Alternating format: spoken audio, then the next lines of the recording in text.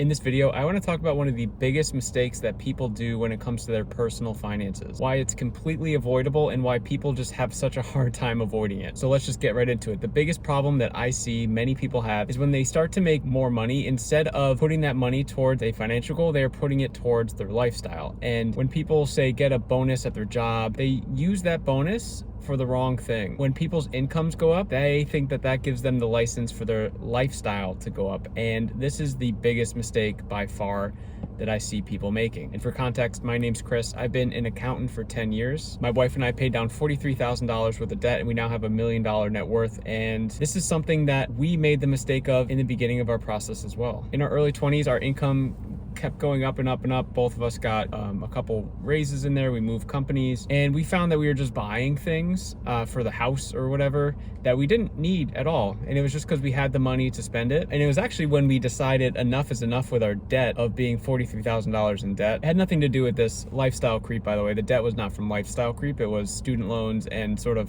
older credit cards that, not to point the finger, but my wife had brought into the relationship. But when we had enough is enough with our debt, we're like, you know what? We can't be spending hundreds of dollars or even thousands of dollars in a month on this stupid stuff that literally means nothing. Like, who cares about a chair? Who cares? Can we put that money towards a better financial goal than just having stuff? Because that's not a financial goal. Having stuff is not a financial goal. People like it because they like stuff. You know what I've learned? I like the idea of being wealthy, and now we have kids, and I like the idea of putting money aside for our kids, for their education. I like the idea of being debt-free. I like all these ideas, and these are way more valuable than some stupid chair or a watch or a blender or whatever the things are, okay? So let's get into some just quick tactics of how you can avoid lifestyle creep. And it's gonna be tough because it's, definitely there's human psychology in there. People just continually want newer, better things. But you have to ask yourself, at what cost do you want these things? So first off, if you have any sort of debt besides a mortgage, if you have any credit cards, personal loans, student loans, whatever sort of debt, that needs to be the priority. Absolutely 100%, because debt is the ultimate wealth killer. And if you're paying money to other people that you owe, you are increasing their wealth and you're not building any wealth of your own. So that's the first thing. Debt is by far the first thing. If you're in debt, you have to get rid of that. And for some of you, this lifestyle creep is probably why you're in debt, because maybe your money is increasing and you want your lifestyle to increase, or you're getting older and your friends and family around you are getting nicer and better things and you're trying to keep up with them. Who cares?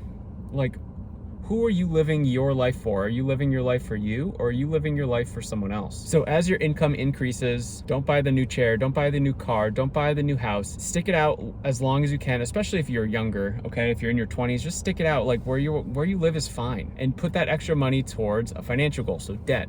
Put the extra money towards investing for your future. If you have kids, put your money towards investing in their future. Because the sooner you start hitting these financial goals, the better the outcome will be in the longer term. So if we go to investing, for example, if you start today, it's gonna be way better than if you start in 10 years. If you started 10 years ago, that's gonna be way better than if you were just able to start today.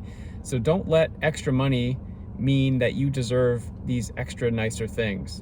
Sure, if you wanna celebrate a promotion or a raise at work, you celebrate it or something, go to a dinner, whatever you want to do. That's the thing. I don't like telling people what to do, but you have to really think about what's important to you. So when I help people with their personal finances, the thing that I stress the most is the things that you care about the most are where your money should be going. And it's very easy to tell the difference. If you look at someone's budget, a wealthy person's budget and a poor person's budget, you can tell instantly who is wealthy and who is poor, because you can tell where their money is going. If someone's putting 20% of their paycheck towards a financial goal, that person is probably wealthy or is probably on their way to becoming wealthy. If people are putting 20% of their paycheck to Amazon.com every month, that person is probably not reaching their financial goals. And the extra things that you buy today are most likely just for today. Like, were you even thinking about yourself 10 years from now, 20 years from now, 30 years from now? You need to broaden your time horizon of what you want in your life. The things that you buy today are going to be completely useless most of the time in